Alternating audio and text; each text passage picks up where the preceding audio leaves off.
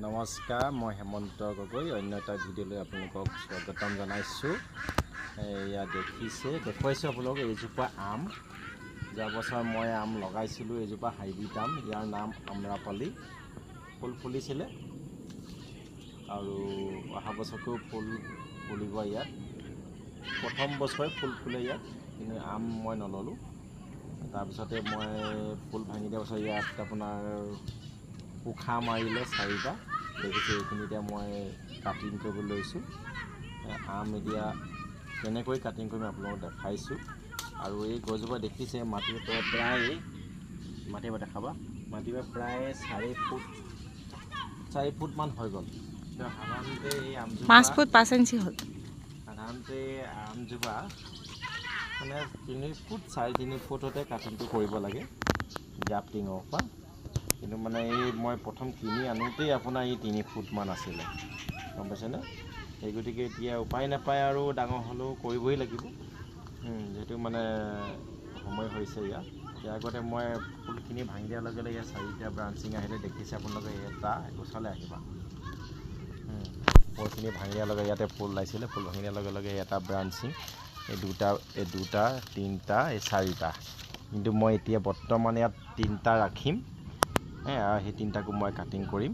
আৰু সেই 3টাক এই মাজৰ ব্ৰাঞ্চটো মই উলিয়াই দিম, দেখিছে আপোনালোকে এইটো।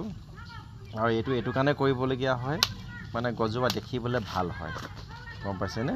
ধুনীয়া এটা মানে চাইজত বনি যায়, একদম জোপোহা হৈ যায়। আৰু মানে ইয়াৰ বায়ুটো ধুনীয়াকৈ চলাচল কৰিব পাৰি এই কাটিংটো কৰিলে। আৰু এই কাটিং কৰোঁতে সদায় লক্ষ্য কৰিব, ইয়াতে দেখিছে আপোনালোকে এইটো বাট এটা মানে ব্ৰাঞ্চিং ওলোৱা বাট দেখিছেনে? 1 শিলা 2 শিলা 3 শিলা 4 শিলা 5 শিলামান এনেকৈ আছে। তাৰপৰা 1 শিলা 1 শিলাকৈ গৈ আছে। তাৰপিছত আকৌ ইয়াত বাট, গম পাইছেনে? অলপ পাছত গৈ ইয়াত আকৌ এটা বাট হ'বগৈ। এতিয়া ক'ত আপুনি কাটিংটো কৰিব বিশেষকৈ সেইটো আপোনালোকে জানিব লাগিব। য'তে ত'তে কাটিংটো কৰি দিলে নহ'ব, মানে য'তে ত'তে কাটিং কৰিলেও হৈ যাব, কিন্তু মানে আপোনাৰ গছজোপা ধুনীয়া এটা চেভত নবনিব মানে। দেখিছেনে? ইয়াত এইটো এটা বাট আছে, দেখিছে? ওচৰলৈ আহি দেখাবা, দেখিছেনে? ইয়াত মানে একদম পূৰা ৰাউণ্ডকৈ পাতখিনি আছে। তাৰপিছত আকৌ ইয়াত এটা ওচৰত, দেখিছেনে বাট? এতিয়া আমি এই 3টা ডাল থ'ম, এই মাজৰ ডালটো আমি কাটি দিম। মাজৰ ডালটো এতিয়া কাটিব মন নগৈছিলে, কিন্তু কাটিব লাগে। গছজোপা সৌন্দৰ্য কৰিবৰ কাৰণে, ভাল কৰিবৰ কাৰণে, আৰু অতি সোনকালে ফল পাবৰ কাৰণে গছজোপা কাটিবই লাগিব।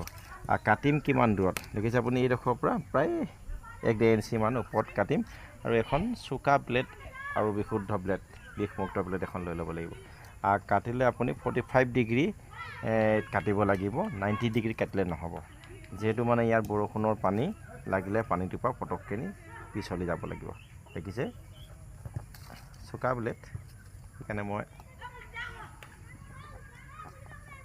লৈছোঁ।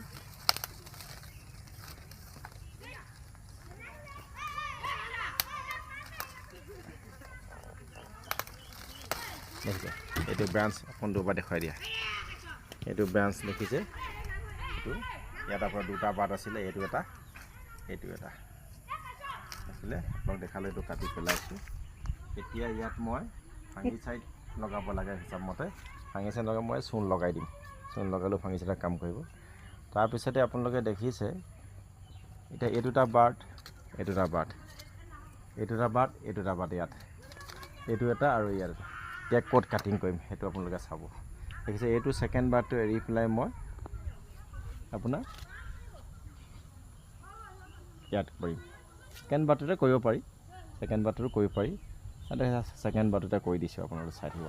আৰু এইটো আপোনাৰ 2 ইঞ্চি ওপৰত কৰিম, দেখিছেনে আপুনি? 1 ইঞ্চি 2 ইঞ্চি দেখিলে? এইটো কাটি পেলাইছোঁ। ঠিক তেনেকৈ এইটোতো তেনেকৈ 2nd বাটতে কৰিম, 2 ইঞ্চি ওপৰত।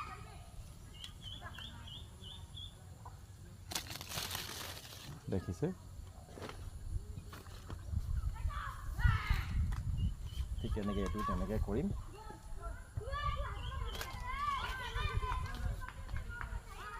দেখিলে? এই 3টা 4টা ব্ৰাঞ্চিং লগত কাটি দেখুৱালোঁ, দেখিলে আপোনালোকে?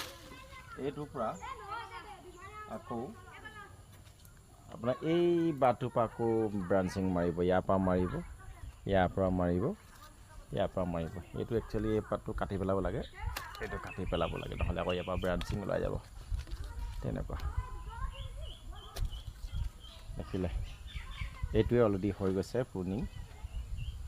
অহা বছৰকৈ এইবোৰ পৰা আকৌ ফুল মাৰিব। ইয়াকে আজি এই আম গছ কেনেকৈ কাটিং কৰে আপোনালোকক দেখালোঁ। অকল এজোপাই নহয়, মোৰ ইয়াত 10জোপা আছে, যোৱা বছৰ মই লগোৱা।